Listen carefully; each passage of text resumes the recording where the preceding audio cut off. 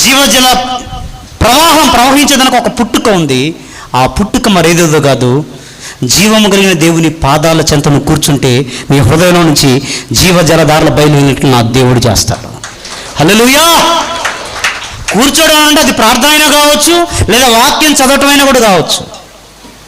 ఎవరి దాకా ఎందుకు, నేనే ఎన్నోసార్లు కొన్ని పాటల ద్వారా ఆదరించబడ్డాను. నిజం. సినిమా పాటలను ఆదరించలా. నేను గతంలో కూడా చెప్పాను, మళ్ళా చెప్తాను, సందర్భం వచ్చింది కాబట్టి.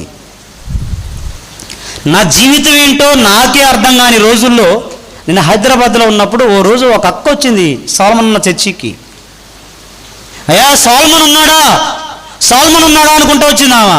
సాల్మన్ అని పేరు పెట్టి పిలిచింది. ఎవరేమా అన్నా అన్నదేంది అని మనసులో కోపం వచ్చింది నాకు. మరి అన్నా అనాలి కదా. సాల్మన్ ఉన్నాడా, సాల్మన్ ఉన్నాడా అనుకుంటూ వచ్చింది. ఎవర్రా ఏమో, నేను ఎప్పుడు చూడలేదేమని. అప్పటికే 2 ఏళ్ళు అయింది నేను ఆ సంఘంలో ఉండబట్టి, ఎప్పుడు చూడలేదు నేను ఆమెని. ఆ రోజే వచ్చింది ఆఫీస్ రూమ్లో కూర్చుంటే చూశాను. అక్క అన్న లేడు అని చెప్పాను. ఆ సాల్మన్ ఉన్నాడేమని వచ్చాను.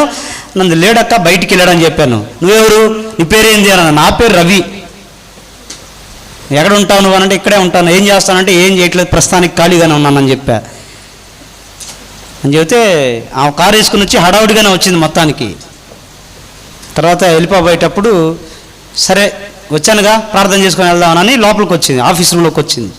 ఆఫీస్ రూమ్లోకి వచ్చి అక్కడ 3 స్టెప్పులది కాంగు ఉంది, సాల్మన్ టేబుల్ అవన్నీ ఉన్నాయి. ఒక పాట పాడతా కానీ కంజరి కొట్టు, అది కాంగు కొట్టమంది. మనకు రాదు, నాకు రాదన్నా. కాంగు కొట్టి అంటే రాదన్నా. సరే ఆ కాంగు ఇటు పెట్టండి, ఆ కాంగు తీసి అటు పెట్టి ఆమె వైపు పెట్టా. కూర్చుంది, కూర్చేసుకొని కొట్టడం స్టార్ట్ చేసి బాగానే అవుతుందని దాని కొట్టింది. నేను చూస్తా ఉన్నా, నాకు తెలియదు కదా, చూస్తా ఉన్నా. చాలా వేదనలో ఉన్నా, నేను చాలా వేదనలో ఉన్నా. ఇంకా పాట